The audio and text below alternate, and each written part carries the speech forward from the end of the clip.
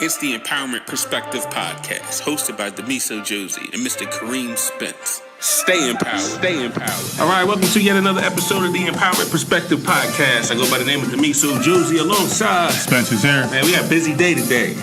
Yeah, we got a busy day. We got sports to watch, too. We got to get through the talking so I can get to this Laker game. Absolutely. I don't know why. I mean, the Sixers going to win anyway. What do you mean they're going to win? They're going to win. Your boy LeBron, no, I mean... being like, yo, my backer can't play no more. Some of y'all coaches. That's interesting. So last podcast, we had Melanie on talking about health and fitness. How do you think that went? I think we went well. I think Mel, she expressed a lot of concerns, especially with the mentality part that people have. And according to, like fitness and training, I mean, and part of, being able to perform in any sport, you gotta have a good diet. Right. I don't have one. That's probably why I'm a failure. I like Doritos. You like Doritos? I like Doritos and soda. I'm not giving that up. 2-liter sodas and all that stuff. Well, how you gonna bring Doritos and 2-liter sodas to a health and fitness podcast? How did that? Why did you think that was a good idea? We have to provide good props for people to know what they're not supposed to have. I got you. Now I'm gonna have this a little later on.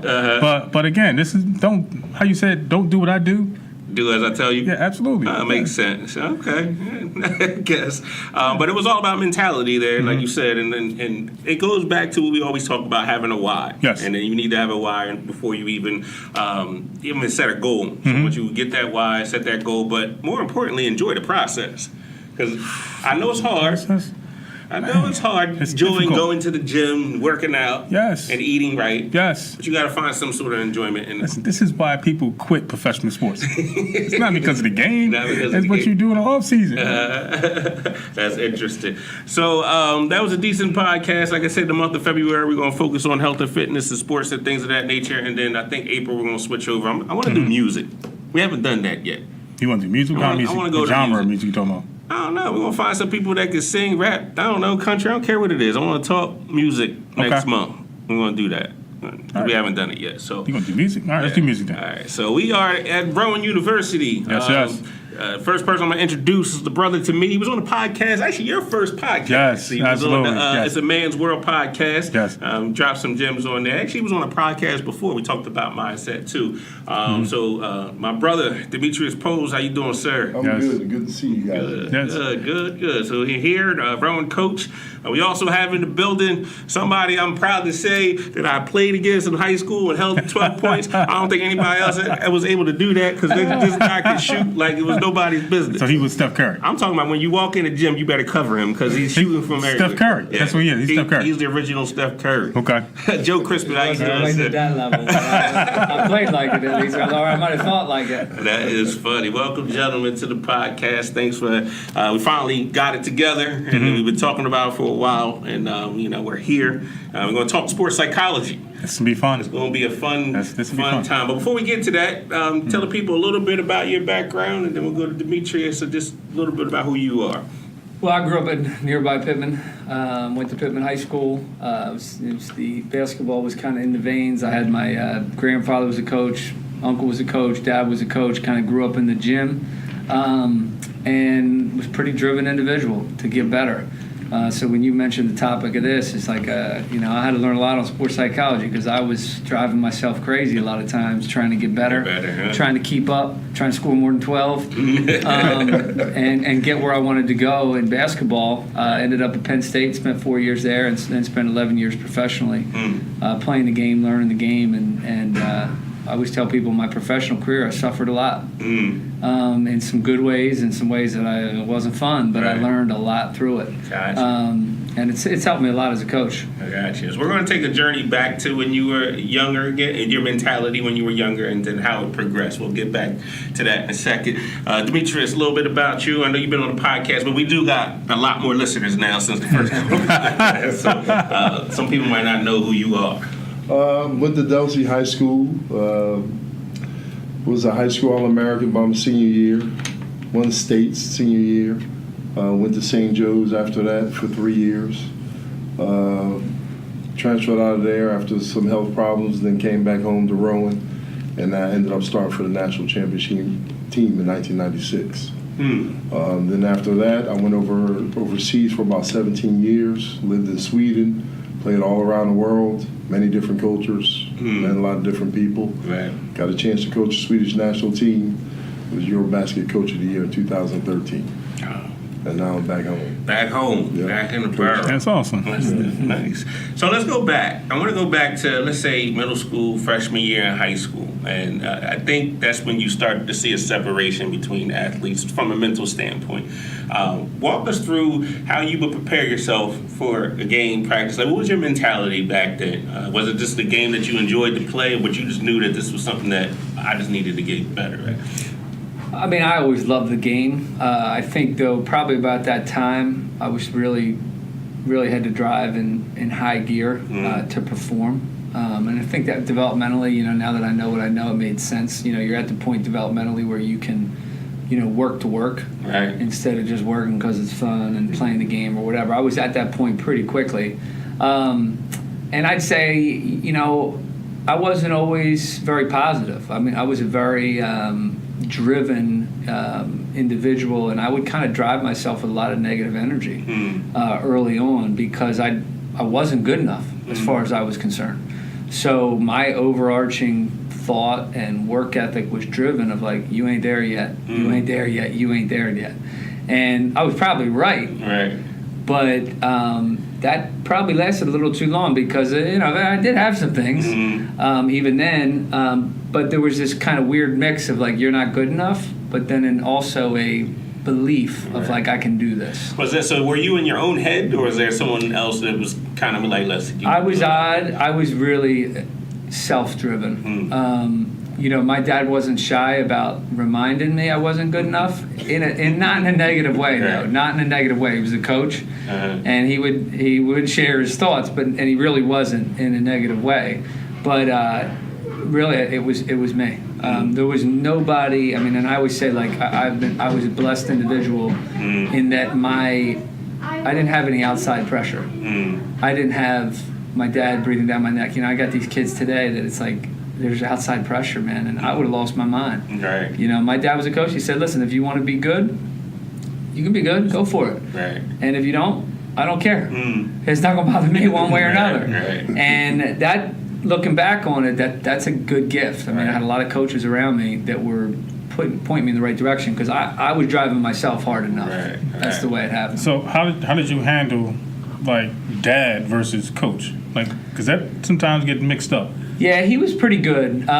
He coached us, both my brother and I, early on, like elementary school, like in the middle school, helping out. But then into high school, he was more dad than coach, and he was really good at like, hey, I'll take you to the gym, tell me what you need, and then I'll step back. I think he was a really, and I give him a lot of credit. I mean, he wouldn't talk to you right away. He'd be better at it than I am already with my kids.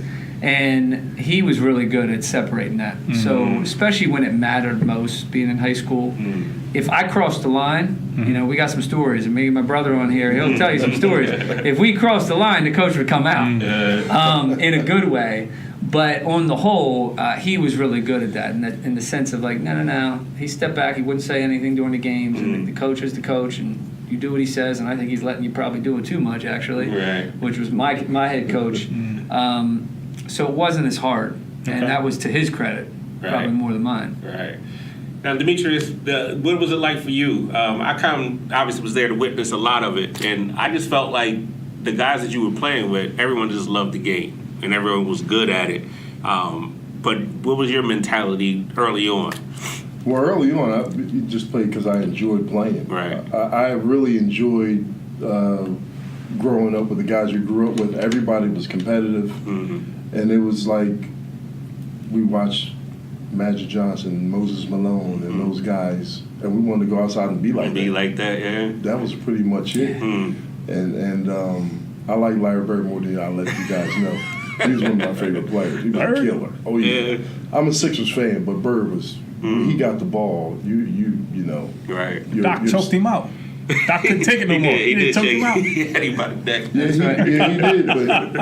But when he got the ball and the game was on the line, you didn't want to look at the TV. Right. Yeah.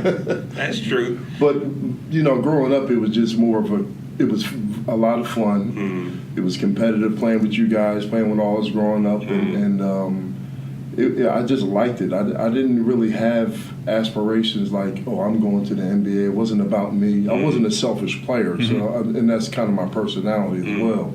But it was just having fun and competitive and seeing what I can do next. Trying new things was always a challenge. So let me ask this, because how tall are you again? 6'8". Now, you think you would have liked it so much if you weren't 6'8", if you were like 5'11"? Yeah, I could, because I could pass the ball. Oh, you're going to distribute? Yeah, I can pass the ball. Okay. I can pass the hell out of the ball. But okay, now, he would have been point guard. is it more fun for you dunking or shooting a three? Shooting a three. I remember the South Jersey with the All-Star games and they had, and they asked me to be in a dunk competition, and I was not happy. I wanted to be in a three-point competition. He wanted to shoot threes. I mean, by my senior year, I shot a pretty good percentage from three. It was 41 to 43% from three-point line. That's not bad for somebody my size. So I wanted to show those skills. Dunking was just easy. Did you find it to be easy? Oh, not at all.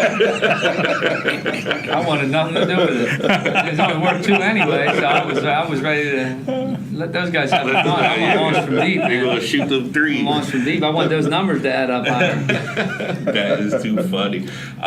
Just our story and everything. I like the fact that with the people that we grew up with, it was kind of like, and I use you in my speeches a lot too. And I said he's 6'8", left-hander. Like no, he's the one that's going to probably make it. So Derek Coleman. Right. South Jersey. Right. So we're going to play basketball every day. I remember shoveling snow off the court to play basketball. Yep. Put the lights on the car to play basketball. Yep. But I just think the group of people that we hung around, we supported each other. But I think we loved the game, but I think we did it more so that you would practice more, so that you be the one that gets to go and do the things that you need to do. Well, you guys did push me. You did push me, and it was. I mean, I really appreciate that. There's not a lot of youth that age thinking that way. But it was just, I love competition, and you guys did push me. I remember not being able to dunk. You guys were teasing me. I remember that. You too big not to be dunked. Oh yeah, I remember that. But it was a challenge, and we all like challenges, and it's something I tried to do for was try to dunk one day just to shut you guys up. I dunked it, and then as I got older, I started dunking on 2 or 3 guys at one time. And they were like, okay, that's enough.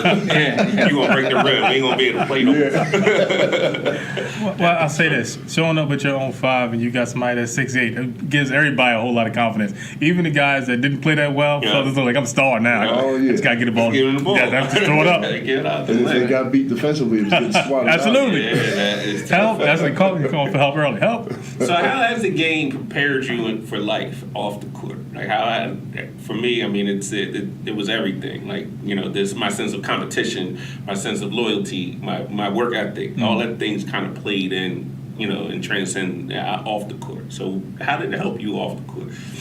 Well, I mean, I'm still doing a lot of the same things I've always been doing. I'm still coaching, and it's like I always tell people, like, my years for 20 years revolved around basketball season and really how I could improve and take the game to the next level and all this other stuff. And like Demetrius said, early on, it's different now, sadly, for a lot of youth, but in our time, it was organic. It's with your friends. Sure was. Yeah, I'll try that. And I saw that on TV, and there was no trainers, there was no nothing.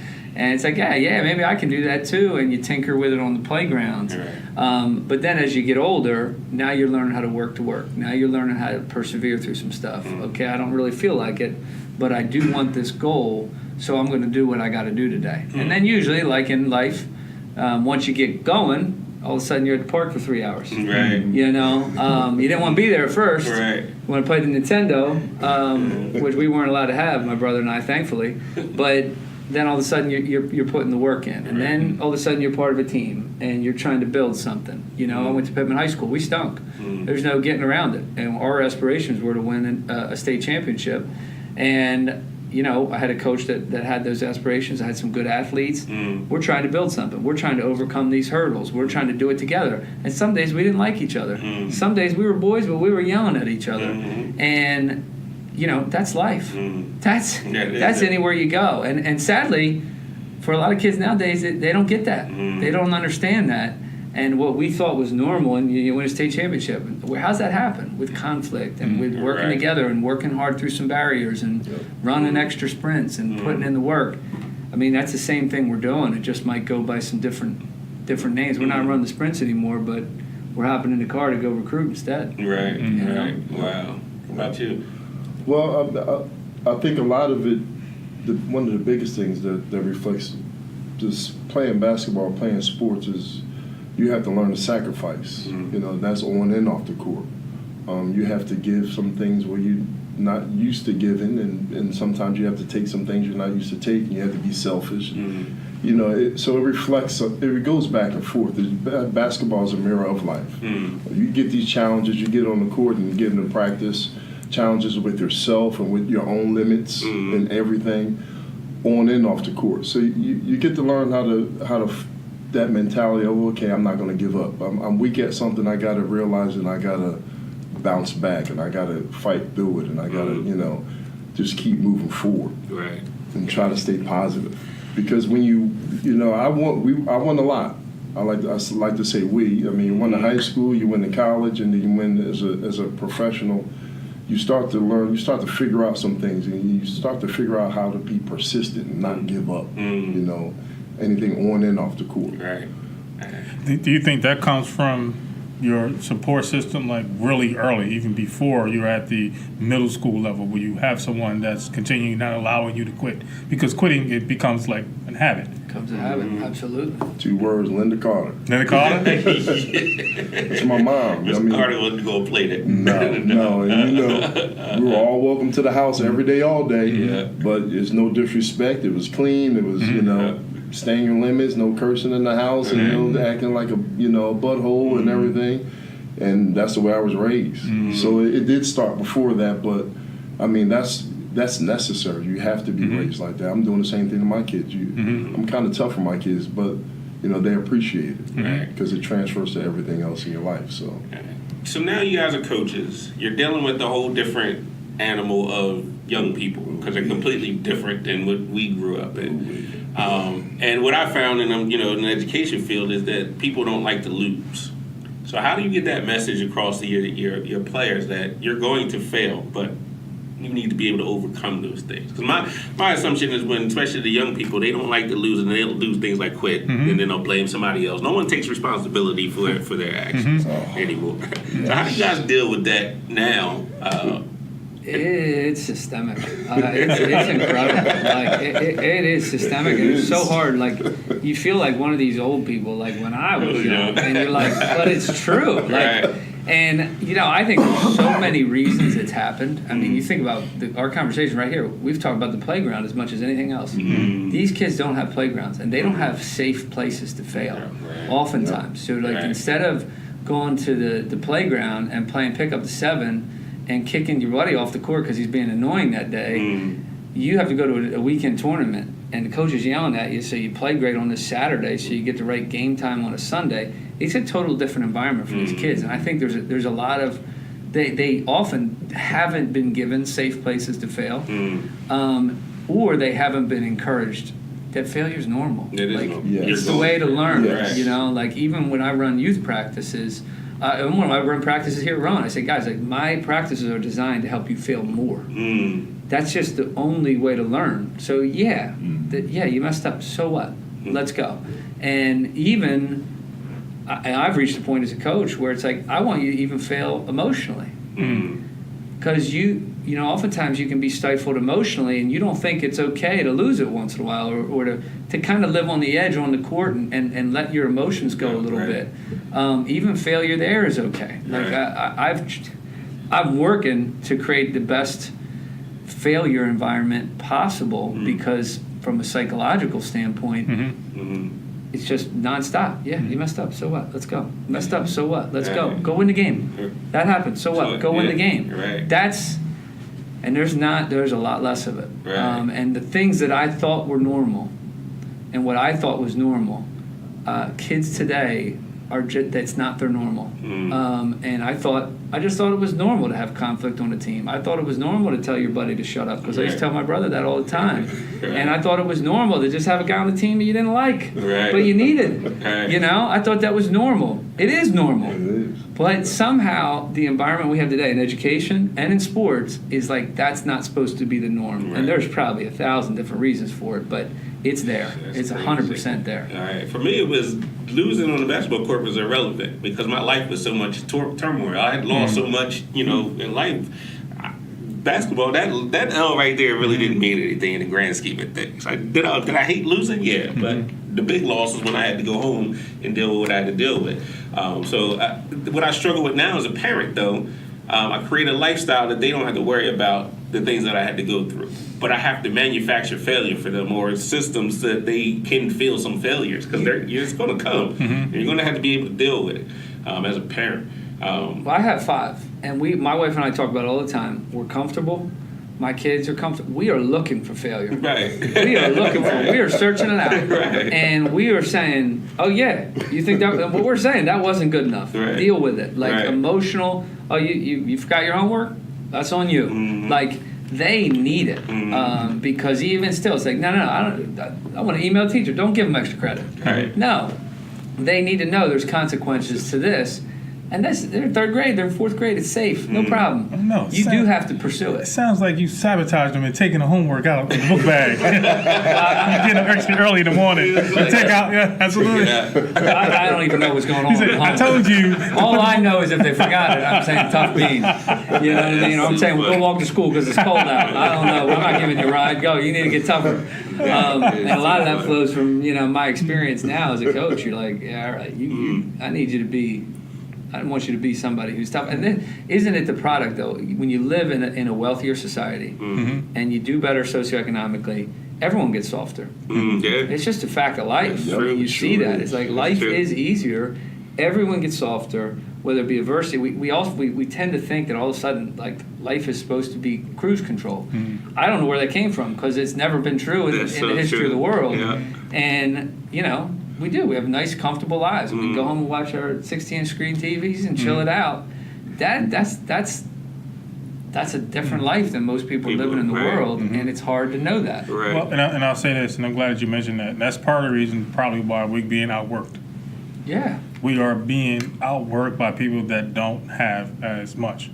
So now when they do show up at the court, they don't even need to have the $200 sneakers. No, just give me a pair of Converses and I'm just going to go ball out. Yep. So when you look at the European players that are coming over, like they've been working since the time they were 13 playing professional basketball, and it shows in their game. Like what's this guy, Luka Doncic? Both of us can tell you that firsthand. Yes, it's 100%. A different world over there.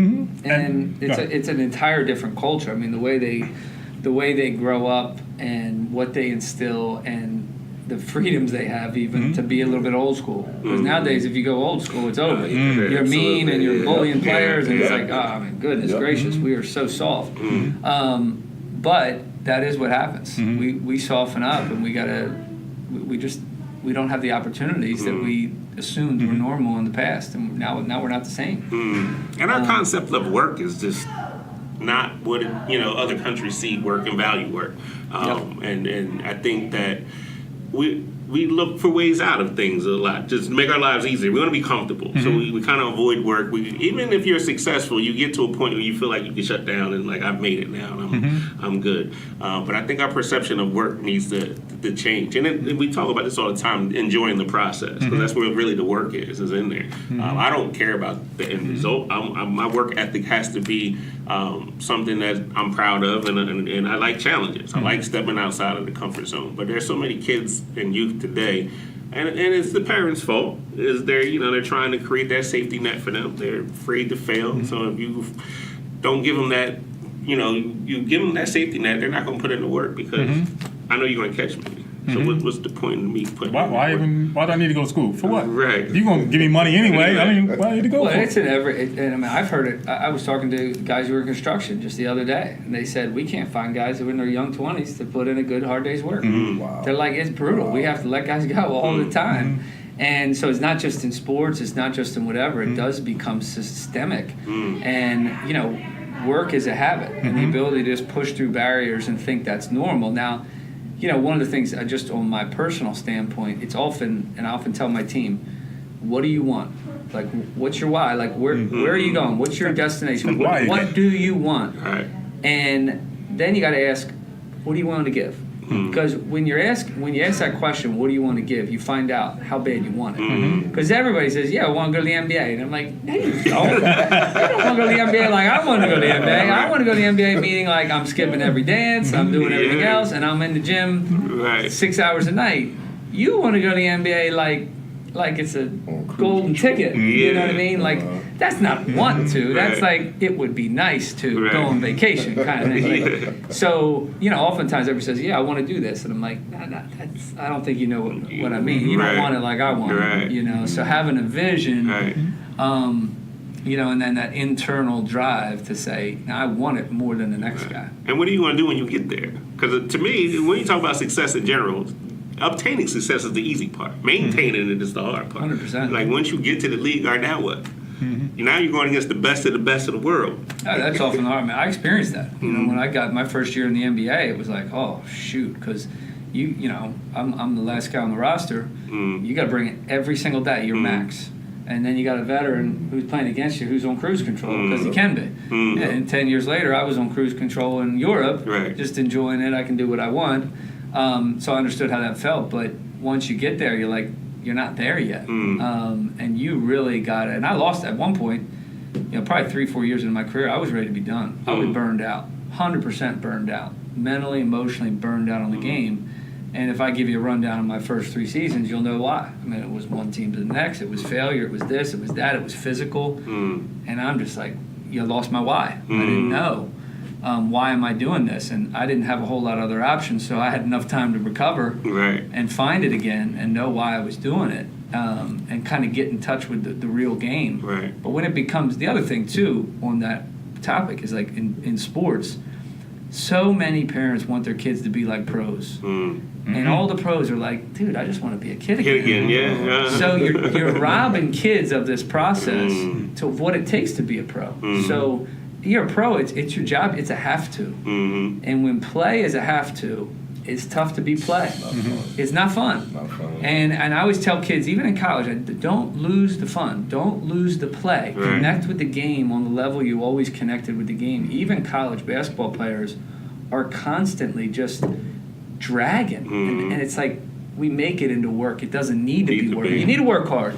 But the end goal is to have more fun. That's the end goal. And it's easy to lose touch with that. And in the pros, it's a nonstop battle to have fun. It's a battle to just connect with the game. But that's not what everybody sees. Everybody sees the NBA is the flash. The show. That's because they go to the men's league on a Wednesday night, and it's like if they want to play or don't play, they're like, I could do this for a living. No, you can't. Not 7 days a week, 365, and your body's hurting. When it's a have to, it's a different deal. I got a confession. I went to the Sixers game the other day. I was sitting like third row from the floor, and I was like, yo, I can still play with these guys.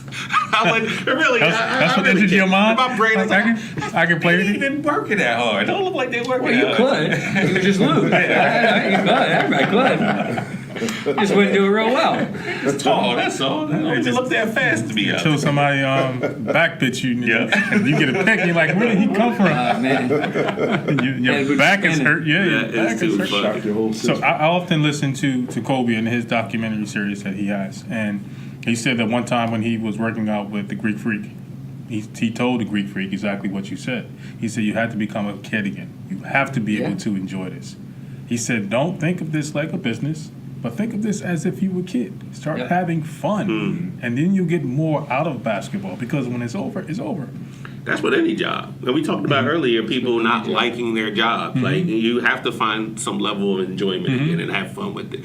That's why I go to work and I'm making fun of people. I'm probably the biggest bully in the school as assistant principal when it comes to my staff. But you got to have some fun when you're in there and love what you do. And I know this is not the final step, so the next step hopefully is coming soon. So I do have another question for you guys. So how did you guys go from being the man on your team, then going to the next level and realizing, man, I'm not the man. I'm so far away from them? And like, how were you guys able to handle that when you seen somebody that was clear cut better than you in your position? How did you guys handle that? Well, for me, like when I went to St. Joe's, we were all high school All-Americans, and you know there were a couple players better than me. I mean, you just have to fill your role. Okay. Winning the state championship and beforehand in high school, you know, I could see that I knew my team needed me to do A, B, and C. Then you go to a higher level, you may not need to do all the things that you've done as the man. You may need to do a piece of it. I needed to rebound and play defense. Wasn't so happy about it. Wasn't so happy about it at all. I played a totally different game in college than I did in high school. But then I was there, and by the time you're there, you have to learn what you can do, anything that's going to help the team. Okay. So you got to put your ego aside a little bit and say, hey, you got to help the team out now. I mean, you can maybe you can't shoot as much as you did in high school. Not getting those 20 shots a game anymore. Yeah, but. Is it a bad night? I might give a hand. But you have to, again, that's learning, you know, on and off the court what you can do in your own, wherever you're at, wherever system or social community you're at, you got to find your best way to contribute. And you know, if you're humble enough, you can do that. And you can make it work. That's how I learned. When I came back here to Rowan, I wasn't in shape. I was out of the game with heart surgery for a year. And I had to play my part. I was just defender and a rebounder. And then in the Final Four, I got a tip in. I would stay persistent and try to do what I had to do at a high level. Okay. Rebound and play defense. Terrence Stewart was the best player in America in Division III. We had to go after him. So, and I was fine with that. My ego doesn't take me out of the game where I just completely, you know, sit down on the bench and cry like a baby. But that's something, just part of life. You live and you learn. And then when I got, as a pro, I got in really good shape, and then I was the man overseas. You was the man again. Team. Yeah. So, I mean, it's, you know, it goes up and down. Right. You know, it's a lesson for you. I always tell like our players, especially guys who don't play as much as they like, and oftentimes they could. It's not like you have to make decisions as a coach. Right. I want you to have, and this is I think is the key as a pro, and at times I lost it, is you need to have enough personal confidence to believe I'm the best option on the team. Like I needed to believe I was a better option than Kobe when I was on the Lakers. If I didn't believe that, I wasn't going to make it. And once I started to doubt it at all, I wasn't the same player. So when I walked into Lakers camp, I had to believe I'm better than all of you, and I'm taking it at you. Did you tell Kobe that? I didn't tell him. I told him my actions. I'm coming at you, you know, and they respected that because I'm coming at you, and I didn't care who you were. I don't care what your name was, and I mean, Kobe's only a year older than me for crying out loud. What I get ripped out Kobe? He's from Lower Marion, I'm from Pittman. So what? We're in the Philadelphia Inquirer at the same time. Let's go. Like that was my mentality, and it had to be. You can't survive if you don't have that. I agree. But you also need to combine that with the humility to recognize you ain't like that. Do you know what I'm saying? And, you know, the way I put it to my guys is like, listen, I want you to have the confidence and the belief in yourself that says, if Coach had put me in the game tonight, we would have won by 20. But I also want you to have the humility to recognize, yeah, we might have lost by 20 too. You know what I'm saying? Like, that's life, man. It's like, yeah, you need to have that confidence. You need to have that swagger. I want all that. But you need to have some humility to recognize. Maybe not. Maybe not. You need both. And I think emotionally, that a lot of people, it's on, well, I need one or the other. It's not one. You need both. You're kind of on different ends of the spectrum. And, like, the more I'm coaching, the more I'm like, humility's at the core of what we want, of recognizing, like, you don't have it all figured out. But I don't want you, humility doesn't mean you think less of yourself. It means you think of yourself less. You just lose yourself in the good of the team. And yeah, maybe I would be a better option, but maybe I'd be a worse option. Let's go win. So I think professionally, that was the biggest struggle for me. And I lost that a little bit. You know, my rookie year in particular had some ups and downs. You know, when I was on the Lakers and I'm actually on the team in the regular season, then it was like, oh, shoot, I better get this together. Like, I better perform. And I'd lost some of that swagger I had at the beginning when I was easier. You're playing in preseason, whatever. Then I went 3 games in the ABA with Scott Brooks, and I recovered it quick because I was like, I'm the best darn player on the court. Right. And I proved it. Went back to the Suns, had it again, kept it. And then we had a coaching change, and then I'm not playing, and I lost it again. You know, and a lot of it was circumstantial. And I look back, and I do think there were nights that I had a good argument to say, I know I was a better option tonight. You know, my skill set at the time didn't fit the NBA. Shooting threes off the dribble wasn't in vogue then. It is now. So you think you come back? What's that? You think you come back? I only wish. I always tell people though, for me, you know, again, I want to have the humility to recognize, like, today's NBA is so much better than that back then. So, you know, like what Curry's doing. I used to play like Steph Curry. But what he's doing, transition threes, all this stuff, like, nobody liked it. And nobody liked it. Not at all. I'd get yelled at, and I'm like, I'm shooting 43% from three. What's the problem? But that was the thing. And back then, this is 2002, I could get a 3 off the dribble anytime I wanted. But why? Because Clint Capella wasn't switching out on the pick and roll. It was a slow 5-man. You know, Shaq's guarding the pick and roll in the lane for the Lakers. And you look back on that film, so I had a skill set that actually was probably more valuable back then, but it wasn't valued. And that's just stuff you can't control. It is what it is. But now in today's NBA, had to defend like that. These guys are 6'7". You light it up. No, I don't think I'm making it. Straight up. Yeah, because you look at the size of these guys doing the same skill stuff. There's 6'5" guys doing what I used to do. That's the reality, and they can guard multiple positions. You know, so you know maybe within that window of where I was, absolutely. But you look at the length and the size, and I mean, you got guys guarding 5 positions. You got guys. The way these guys, there's more points than ever in the NBA. But the way they defend is light years ahead of the way they defended back in the day.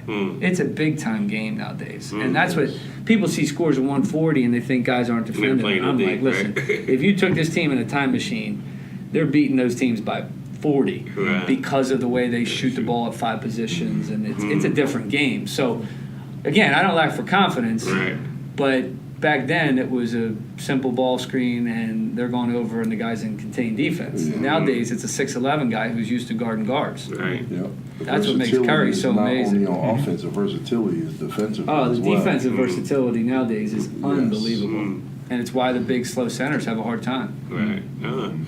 So, with all the mentality that we were talking about today, how do we instill this and teach this in our youth? Especially we're dealing with this trophy. Everyone gets a trophy generation right now. Get me going.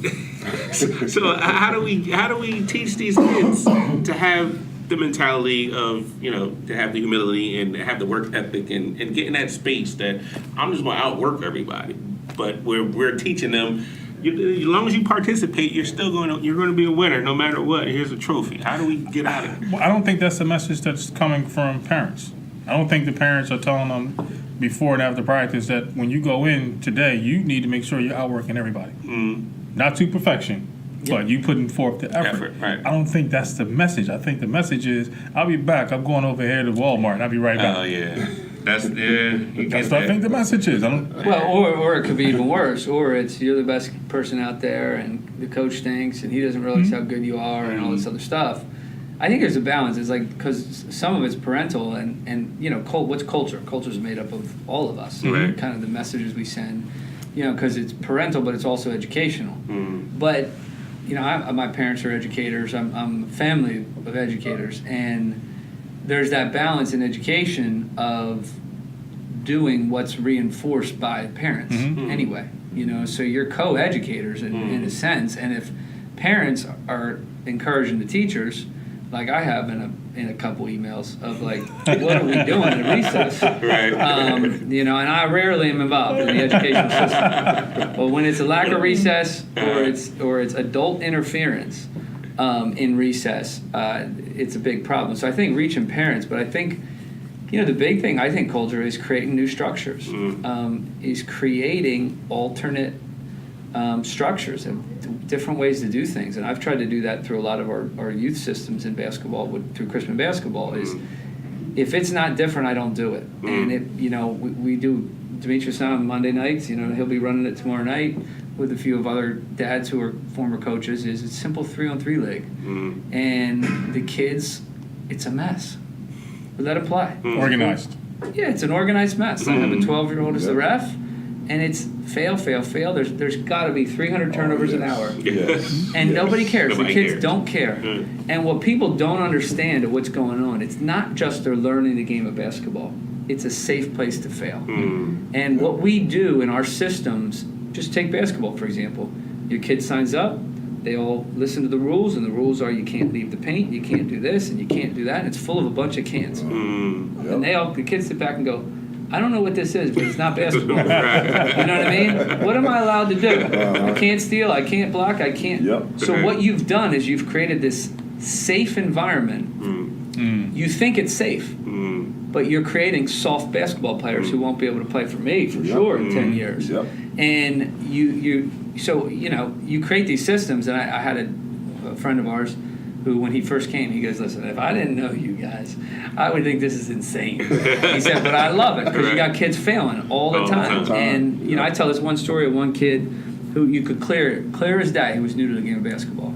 And my belief is the game teaches the game, right? And you give a little bit of instruction along the way. Take it out after makes. Here's how you do it. Boom. Let's keep going. All right, you just picked it up and ran with it. Let's keep going. Fail again.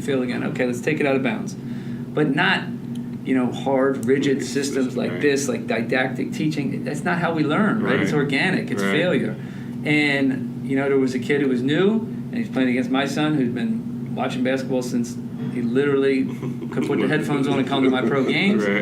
And he'd hold the ball right like this. And sure enough, my son walked up and he goes, whoop, take it out. And then he did it again. And he did it again. And he did it again. And I'm the ref in the game. And I'm thinking, this is a test for me. Because on one hand, I want to tell my son, don't do that. This ain't even fair. But on the other hand, my belief is, this kid's going to figure it out. So we keep telling the kid, remember, you got your pivot flip. Remember, you can move the ball. Remember, 7 times the ball is taken out of this kid's hand. And I'm sure his mother, dad was like, what league did I sign up for? On that 8th time, he just pivoted, moved the ball, and he made a pass. There you go. What? If he played in the league where you're not allowed to do everything, he never learns the game. He had to fail. And it's really hard, and parents have a hard time. And, there's some, one of our next leagues is you're not even allowed in, parents. And kids are going to call their own fouls and going to do these other things. And it's like you have to create these new structures for kids to get what we used to get. You want to say something structure? It sounds like a playground. It sounds like a playground. Just how we grew up. That's how we grew up. And it's necessary. We're setting our kids up again to just be coddled and give them everything. And you take the competitiveness away. When you fail, you want to. That's okay. When we lost our junior year, we thought we had Thurman Parker. We was going to be everybody's state. And we lost to Salem, couldn't even get our own gym. I'm still pissed for them. Wait a minute, y'all lost to who? Salem. Like Salem, Delaware, kind of like Salem? No, Salem High School. No, Salem was better. They were good. With the Robinson Robinson brothers. Yeah. And they scored 42 points. The other brothers scored 38. Yeah. I'm still bad because I can see. I can see that. Yeah, it's coming out of your head. But if I would have been fostered and coddled, I wouldn't have had that feeling. That feeling would never be there. I was just, okay, this is just another playoff game. It's okay. But you got to fail. The park did that a lot for us. Interrupt for a second. It sounds like I've listened to a lot of these stories. It sounds like you guys took a drive to Salem to see if you can go find these 2 brothers to play. No. You didn't drive to Salem. You didn't go to Salem. What we did. As soon as we lost, we're like, we're not losing in the park all summer. We're not losing next year. We didn't lose all year in the park. We had guys come from Philadelphia everywhere. We kicked their butts all summer. We didn't lose one freaking game. That was the original summer. That was it. Yeah. And that was Coach wasn't there. lesson. Oh yeah, no player coaches. on. Yeah. And I think I don't know if there's an old book called Everything I Need to Know I Learned in Kindergarten. Right? And I don't know. I want to write a book called Everything I Need to Know I Learned on the Playground. Especially about basketball. And even when you think about the playground, and it's not every playground per se, but if you think about playground culture that we've lost, when it was full, when there's 20 guys there, when there's 4 or 5 teams waiting, there are so many things you learned about basketball that nobody had to teach you, that no coach had to teach you. And it's like, if he's our best player, and we're trying to stay on the game. and old boy wants to shoot every time, he's out. He's not playing. We're kicking him out right now. He's not getting the ball. So you're going to learn your role here because so we're not true. sitting 5 games. So what taught the role? Not a coach. That nowadays, we have kids in college who have literally not played a season without a coach, and that's why they're not good. That's why they're not good because they didn't experience what we experienced. No, son. You want to shoot around here? Right. You ain't getting picked up. Nope. You're not playing here at all because we know you're a gunner. You're not a winner. And you play through your best players. That's basketball. You play through your best players. Make sure I understand this. You walking off the court with 5, and you're saying, I got next. I might need 1. Is that what you're telling me? Because you didn't cut somebody? You didn't cut somebody. Oh, heck yeah. If it's full. And not only that, a lot of guys got cut because of what they did the day before. You know what I mean? If you think about the playground, that's what happened. There wasn't a coach or mom and dad saying so-and-so's got to play because I paid my money. Like, heck no. This is not a pay-for-play system. This is you need to earn it. So the things you learned on that playground about offensive basketball, about defensive basketball, it's like you knew your role, you knew who your best players were, you knew where they needed to get the ball. Nobody told you these things. Right. That's what you do on offense at the highest level. And we did it on the playground just to play. And nowadays they pay for the tournament. And you think about the entire structure of our youth system. I've asked our guys. I said, "What's your motivation to play to win on the weekend?" And they say, "To play on the best courts." I said, "Why?" Because that's where all the scouts are. I said, "So who does it still come back to? It still comes back to you, right? And it still comes back to you being seen. It still comes back to you being known. It still comes back to you getting where you want to go." And on the playground, it was about us playing. It was about me playing, staying on the court. It wasn't about being seen. It wasn't. Man, we have kids and parents losing their minds because they're worried about coaches seeing them in the freshman, sophomore year. And I'm at Rowan. I don't even know their name. You know what I mean? I don't even know your name. Right. And I'm a Division III coach. Right. Who's watching? That's pretty You need to relax and be a good teammate. And then not only, what am I watching? You think I'm watching your game? I'm watching your parents. Right. That's what I'm watching. And I'm watching your body language and watching how you cheer on the bench and the guys who give water. Like, you don't know what I'm watching. You know, it's crazy. We're losing our minds. Right. The park taught me how to find my role because I was younger than everybody else. They wasn't giving me the ball, so I either had to rebound or I had to defend. The reason I became a good defender is because I knew I had to become an asset on that team somehow. So I'm going to play defense. I'm going to get the ball because I'm going to steal it from somebody, not because somebody else is passing it to me. So even business, life, you have to find your role within whatever system that you're in in order to, for the greater good of that system, not necessarily just for you. So that's definitely something that I learned on the court. I wish we could open up this thing. I don't even think kids are out there. No, they are. I tell you all the time. I told you all the time. I'll be dropping my kids off. When the spring comes, they get off the bus and like, "Dad, I want to do my homework. And can we go to the court?" Yes, you can. And I told Joe all last spring, bring them. I told him I'll release. And I'll sit under the tree or sit in my car and just be on my phone and know that, and they figure everything out. Because when you go to that park and you see all them cars parked, you see all them people standing on the side of half court, and I remember, we better win. We're not sitting on. We didn't come here to sit on the freaking side. So it's all about us. Like you said, it's just not about me. What they're doing now. We want to be out here until the lights come on. Until the lights go off. And we're not sitting on the freaking side, so we got to all win. We got to do this together. I want to make the decision and be like, all right, I'm done, I'm tired. Like, I don't want to be. All right, I'm out of here. Now that you said that, in the park, what's your highest streak of winning games? How many games in a row did you win? One day. Well, there's different ones because it's like you didn't lead the court. That's you kind of could lead. I mean, you could win 4 or 5 at a great. I remember some great days at Ocean City, 34th Street. I remember those days. If you win 4 or 5 on that day, you feel like a great day. Right. And then there's other times you win 9 or 10 on another park, and it didn't mean that much because it wasn't that good. Well, but you know what I 34th mean? Street was real because you had 7-Eleven right. That was real because you had 7-Eleven right across the street. I remember that. And I remember. I had 34th Street one year where I had a Tyler Smith who I played with at Penn State and my brother and a couple other like local guys, and I know we lost. What's that tell you? Like, we could play. So I don't even know. I don't remember who we lost to, but it's like we were going at it in that park, and there was somebody waiting, and, we were battling, to keep playing. It wasn't battling to be seen by. There was nobody there. Yeah, We didn't care. Jerry West wasn't nearby. It wasn't. We were just battling to play. And there's a dynamic there that it's missing, and it's sad, and you see it, and I see it, and I tell parents all the time, because probably half the things people think I'm doing with youth sports is a little nutty, like 3-on-3 leagues for first graders, where the ball's flying all over the place and mistakes are made, and I just say, listen, like, most of my life is spent where this ends, and I'm not the normal youth sports guy who is only into youth sports so they can win the weekend. Right. I know where this ends, and it doesn't end pretty if we don't do it this way. You know, like, you see it every day in college basketball. every day. That's crazy. How many wins? I know you went the whole summer. How many wins one day? We didn't count the wins. It was just we just had to You win. might know the losses better than the wins. That's what it was. Yeah. But we didn't. Going into my senior year, we did not lose a freaking pickup game at all. And it was, All because of that Salem game. all because of that Salem game. It's a lesson learned. Yeah, the lesson was learned. And now I'm bringing my kids out there when the weather gets nice. They want to go, and I'm like, go ahead, you figure everything out. You got an argument? I don't care. Figure it out. Well, you look at like the interpersonal stuff. You look at.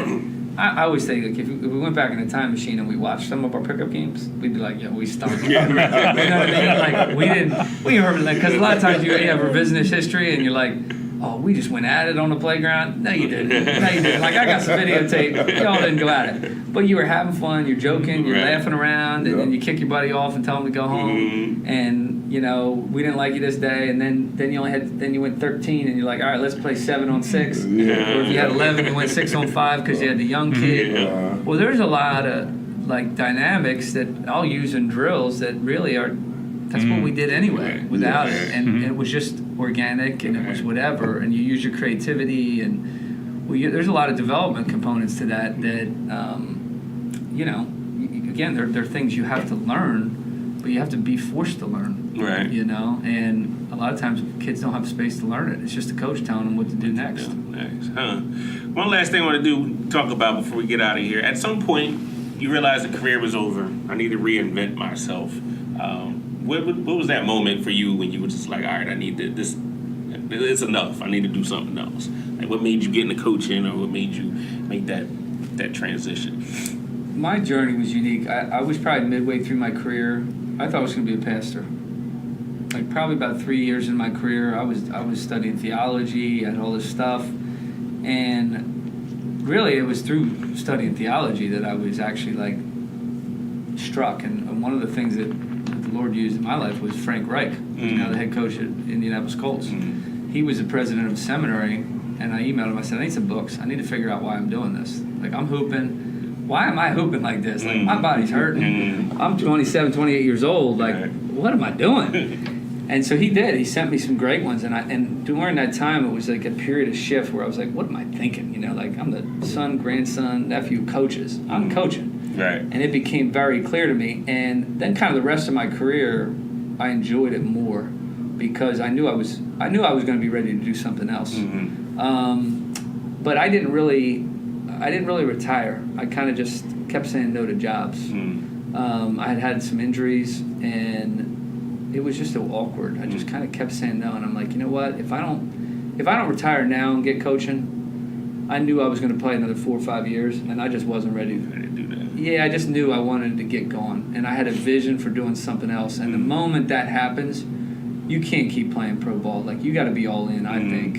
And the moment you lose kind of that wonder of a kid of keeping improving and adding new things to your game, and maybe because of the injuries or whatever, I kind of lost that. I wasn't adding, or I wasn't as motivated to add. And it felt maybe a little too much like a job. And, I look back now and I'm like, shoot, what the heck was I thinking? Because I said no to some good contracts. But it does show me that I was ready to move on. And I think a lot of guys struggle.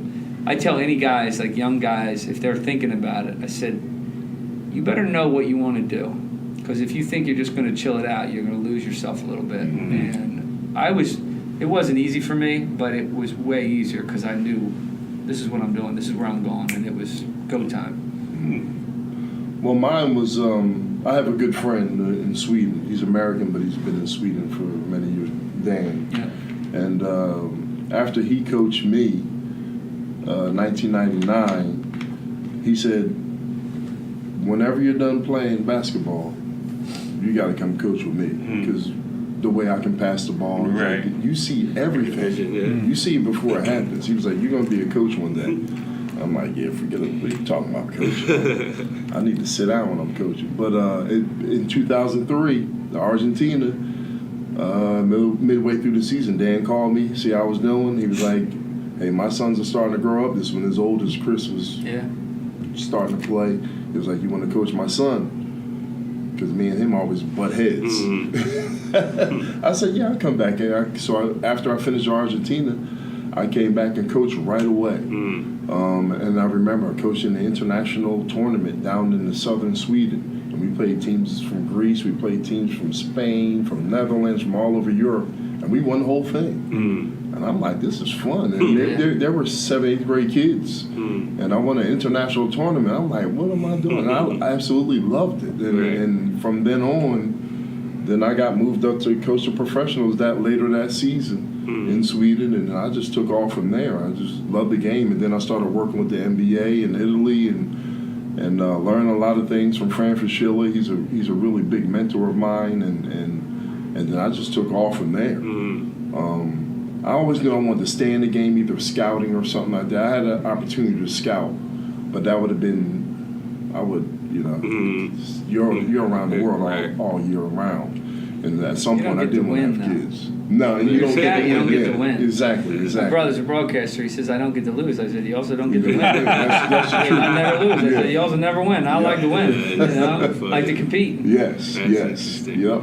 So what I did, I love it, and I love learning new things about coaching and all the different experiences, all the different philosophies that you learn from different coaches in different parts of the world.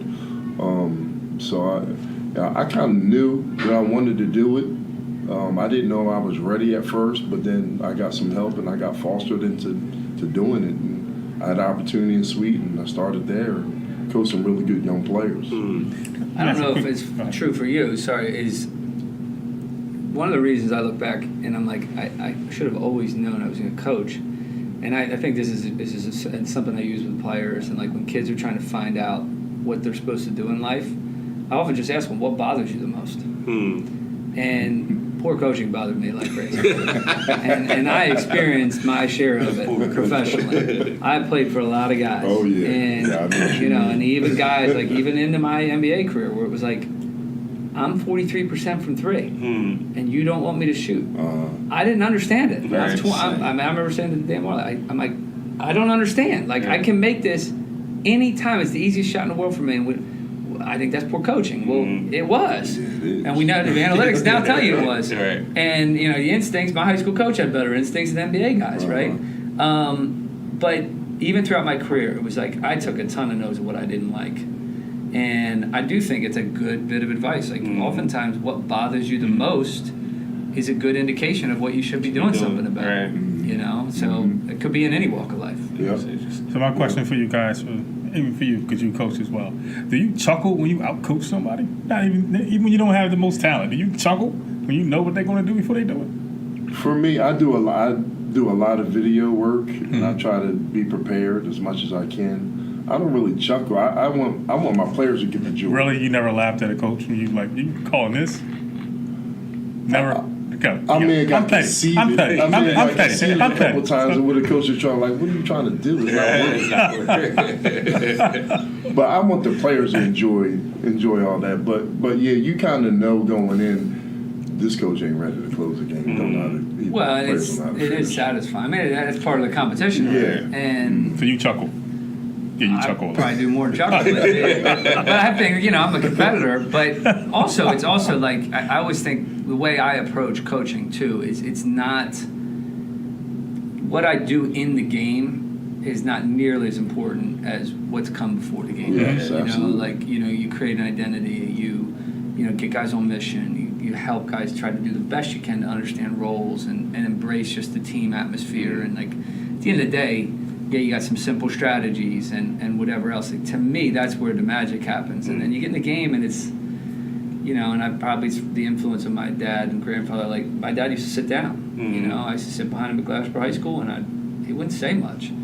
And their approach was always, the game is the performance. And right. You make a few adjustments, but at the end of the day, you are who you are. Right. And that's how I approach it. So that's where the satisfaction comes in, where, to me as a coach, the most satisfying things are the things that happen spontaneously that nobody would ever think you deserve any credit for, but it's the stuff you've done every day, and all of a sudden they just think they did it. Yeah, they did. Right. Well, why? Why? Yeah. Because I set the stage for it, and that's the satisfying thing. That you can't. That's kind of behind the scenes, and that's where you get the chuckle. It's like, I know I had a hand in that. Right. So we're gonna wrap this podcast up. I want you guys to end this with some advice for parents that have these athletes that they think are going to be super duper great, because a lot of people who follow us are parents, specifically mothers who have kids that are active, and I just think that the way the system is right now is giving them a false sense of what is to come. So what advice would you give parents of athletes? For me, and I've kind of learned this from Joe, is if your kids are enjoying it, let them keep playing. If they're not enjoying it, if you're always chastising and pointing fingers at them and breaking down their game, you're also breaking them down as a person. Right. Let your kids enjoy it. If they don't enjoy it, they don't have to do it. I tell my own kids that. I tell people all the time, the greatest gift my dad gave me was he didn't care, in a good way. He did care. I mean, if I asked to go to the gym, we went to the gym. If I asked him for help with my jumper, he gave me help with my jumper. And my pop would do the same. But at the end of the day, they didn't care whether I was a good player or not. Right. At all. You want to do it? Sure. You don't? We don't care. Right. You don't want to work? We don't care. There was no emotional attachment to my success at all. Yes. And that was and for both my parents, was my whole support system. They didn't care. The weight I had on my shoulders was my weight. It wasn't anybody else's. And I want to give that. I want to push my kids to be great. But at the end of the day, the question is always, what do you want to do?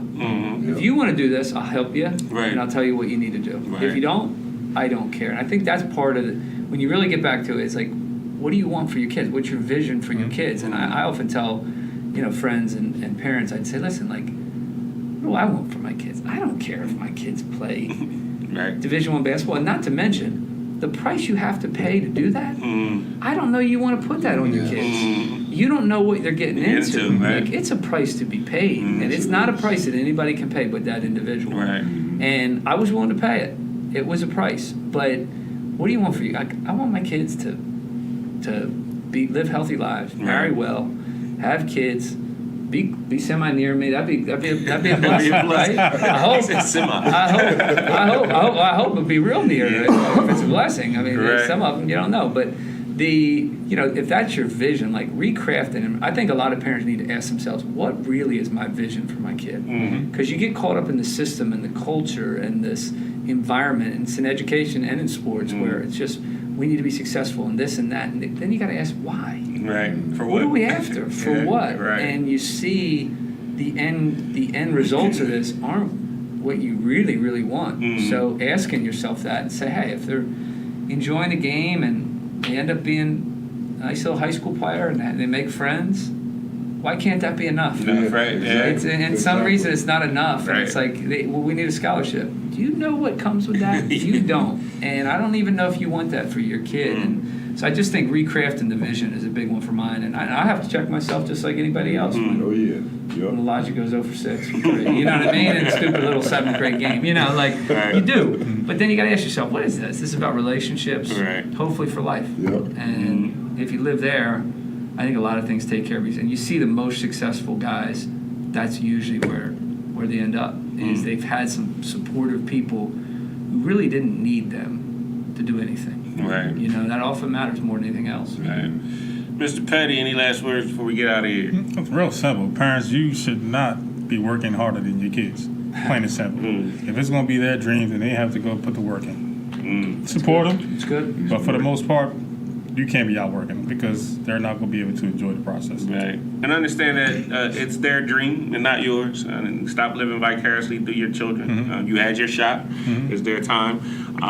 Something I try to instill in my kids is just I don't care what you do. Just do the best that you can at it. And I'll be that parent that'll yell and scream at the soccer matches, but when you come off that field, I'm saying, did you have fun? Did you enjoy the game? You know, you did a good job, and then we keep it moving. So support your kids in that way. I'm all about work ethic because what you do on that basketball court, soccer field, is going to transition into life. You're a lazy player, you're going to be a lazy person in life.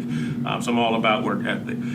Gentlemen, thank you for your time. Appreciate it. I know it was a long time coming. I hope you enjoyed yourself, and it was a good topic, man. Hopefully we can do it again. Yeah. Do it again. So till actually, like I said, in February we're still doing this health and fitness and sports theme. Hopefully we'll move into music the next month.